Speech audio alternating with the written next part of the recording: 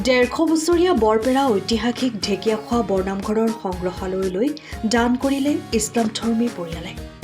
সাম্প্ৰদায়িক ৰাজনীতিৰ ঊৰ্ধত গৈ পুনৰ হিন্দু মুছলমানৰ সম্প্ৰীতিৰ নিদৰ্শন প্ৰকাশ পায়।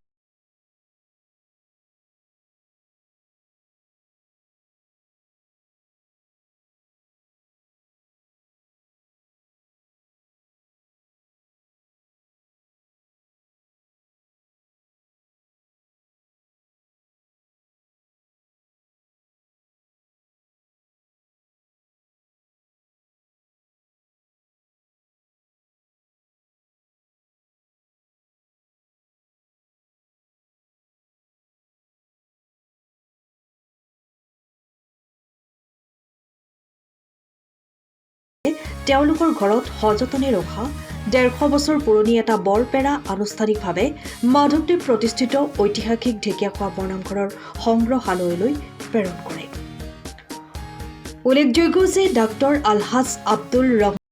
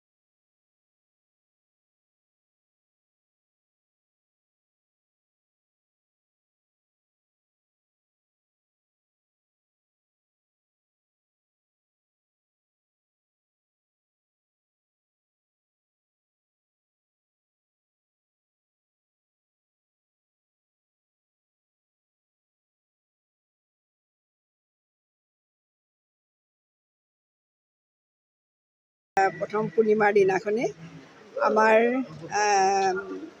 আমি আচলতে ৰাজৌৰি নিবাসী আৰু আমাৰ ককা দেউতাৰ দিনৰে ডাক্তৰ আব্দুল ৰহমান খনিকৰ তেখেতৰ দিনৰে এটা প্ৰায় 150 বছৰীয়া এটা বৰপেৰা আমাৰ ঘৰত সংৰক্ষণ কৰি থোৱা আছিলে আৰু সেইটো আমাৰ ডাঙৰ দাদা স্বৰ্গীয় ৰফিকুৰ ৰহমান খনিকৰৰ নামত আমাৰ পৰিয়ালবৰ্গৰ হৈ আজি এই ঐতিহ্যমণ্ডিত এই শ্ৰী শ্ৰী মাধৱদেৱ প্ৰতিষ্ঠিত ঢেকীয়াখোৱা বৰনামঘৰ যিটো আমাৰ সম্প্ৰীতিৰ প্ৰতীক, তাত আমি এটা ইয়ালৈ আমি উপহাৰ স্বৰূপে আগবঢ়াবলৈ পাই আমি নথৈ আনন্দিত হৈছোঁ।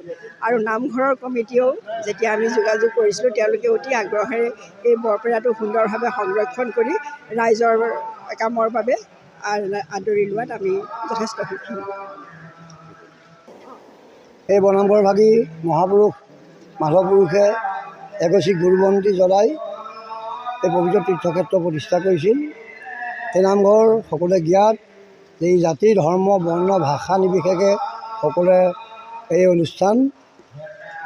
অনুষ্ঠানত বিনা দ্বিধাই সকলোৱে প্ৰৱেশ কৰিব পাৰে আৰু সকলোৰে অৰিহণাত এই নামঘৰ উন্নতিৰ জখলাত আগবাঢ়ি গৈ আছে। সেয়ে আজি আমাৰ এটি পৰিয়ালে আমাৰ তেখেতসকলে এটি পুৰণা সম্পদ, যাক বৰপেৰা বুলি কয়, আমি বৰপেৰা নাম শুনিছোঁ কিন্তু বৰপেৰা দেখাত এনেকৈ নাছিলোঁ, আমি প্ৰত্যক্ষভাৱে দেখিছোঁ বা এই সম্পত্তিভাগ ঈশ্বৰে ইয়ালৈ লৈ আহিছে।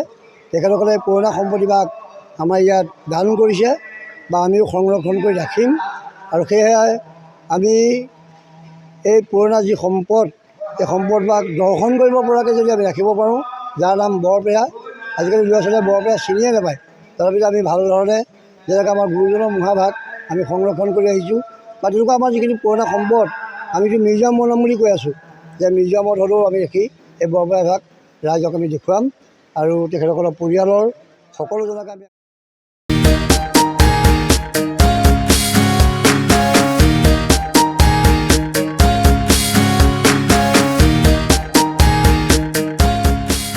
টিয়কৰ পৰা বিৰাজ Kumar Bora report, time of Assam.